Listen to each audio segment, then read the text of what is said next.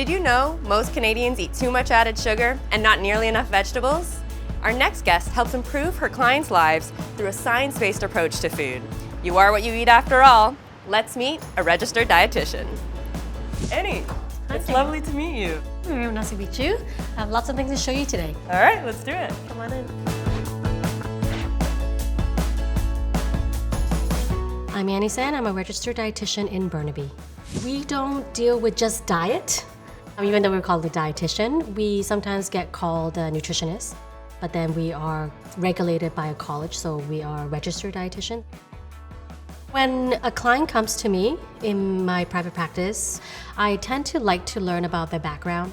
So I usually go through the medical history, diet history, where they're living, are they living with people or roommates? Those all actually play a part in what I do.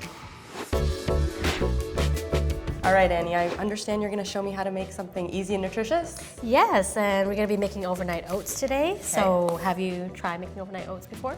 I've never, but I'm looking forward to trying it. Yeah, it's very easy. So, oats is one of the main ingredients, overnight oat. And then the rest is pretty much what you want to add in. So what I have here is chia seeds. And then there's almond butter, for the protein. And then of course some liquid. Cool. So are you ready? Yeah.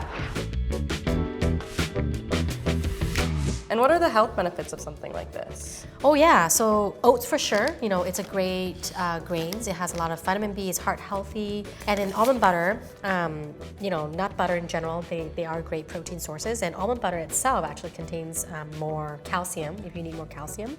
And then oat milk itself, made with oats, so it's definitely anti-inflammatory and also a good fiber source. Great. Mm-hmm. Well, I'm excited to dig in. Thank you for sharing this with me. I always wanted to be a teacher since I was a kid. And it was, I think, in grade 11 when one of my friends actually went to visit a dietitian and told me dietitian can make a lot of money. So I actually chose and switched my field. Having said that, we're also an educator. I have done a lot of presentations at school as well to kids. So I think that's really got me really passionate to where I am today.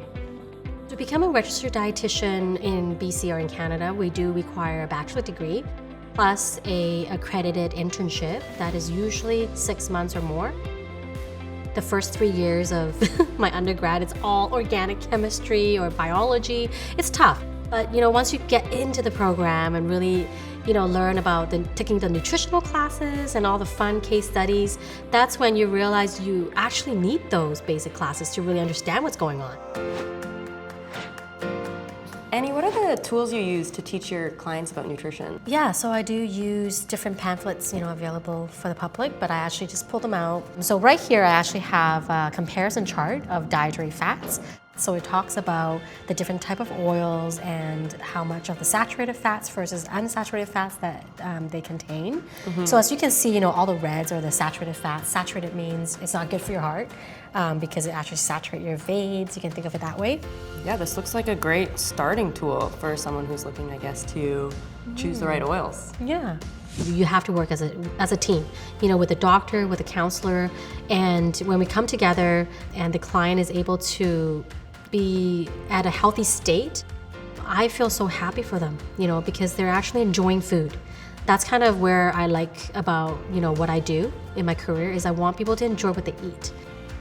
It really made my day if my clients are happy, walking out from the consultations and they're like, yeah, I'm ready to work on these goals and talk to you in 2 weeks, so it's fun, yeah. Annie, I learned so much today. Thank you so much. Yeah, nice having you, Miriam. Once again, I'm Miriam for Career Trek, reminding you that this career could be yours.